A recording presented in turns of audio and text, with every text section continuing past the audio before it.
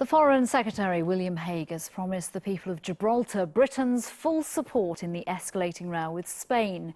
Today, Gibraltar's First Minister likened the Spanish government to North Korea for making surprise announcements like charging for border crossings. From Gibraltar, our Europe editor, James Mates, reports. From the beaches of La Linea, the Rock of Gibraltar did not look today like the centre of a worsening diplomatic dispute between two supposed friends, both members of the European Union and NATO. But these were the scenes last week at the border crossing into Spain, turned into a car park with waits of 6 or 7 hours in nearly 100-degree heat, enough for the European Commission today to warn Spain that border checks must be proportionate. When we crossed this afternoon into the colony, we wondered how easily we'd get out again. What's it like getting back today? At the moment, it hasn't quite queue. There's a very light queue, is it? And she was right. The Spanish border guards had relaxed their stranglehold. Only motorcyclists and bikers were being caught up in cross-border bureaucracy as cars left Gibraltar unhindered. For the leadership of the colony, the threats of border closure and new taxes have all happened before.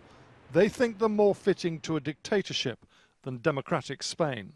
All of the things that Mr. Mariano is talking about are exactly the same things that General Franco did in the 1960s. He did exactly the same things. He implemented the control for the aircraft, so it was harder for the aircraft to land. He brought into place the closure of the frontier so that people could not come one way or the other. There was a pass. So we know exactly what it is that he's talking about because General Franco did it before.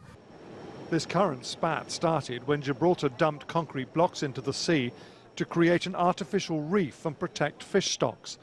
The Spanish see this as a threat to their fishermen, but of course the real victims of border closures are their fellow Spanish citizens, more than 7,000 of whom cross to work in Gibraltar. The Spanish unions are furious with Madrid. This is out of anybody's mind, you know. It's senseless, and this is not the way to defend whatever you think you have to defend concerning sovereignty, the waters or whatever. As for a new border tax, Gibraltarians had one verdict today. That is illegal. It's not going to happen. They wouldn't dare. It's illegal. It's just a threat. It's not legal.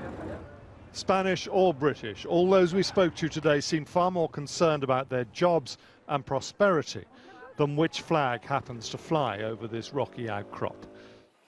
James, Europe warning about these border charges. Would they allow Spain to carry out these threats? Well, I suspect on the question of the border tax, those Gibraltarians we spoke to are correct. Gibraltar is in a funny position in the EU. It's not part of the customs union. It's not part of the Schengen agreement, but it is covered by rules on free movements of people. Now, that's why a border post like this one is certainly legal under European rules, but must be proportionate, as they reminded them today, and probably wouldn't get away with some sort of tax for crossing the border.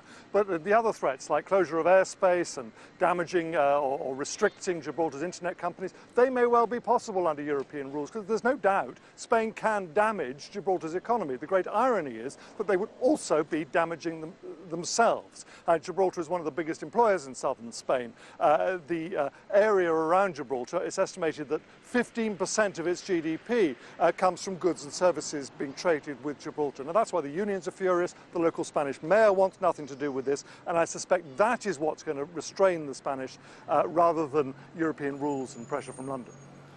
James Mates, thank you.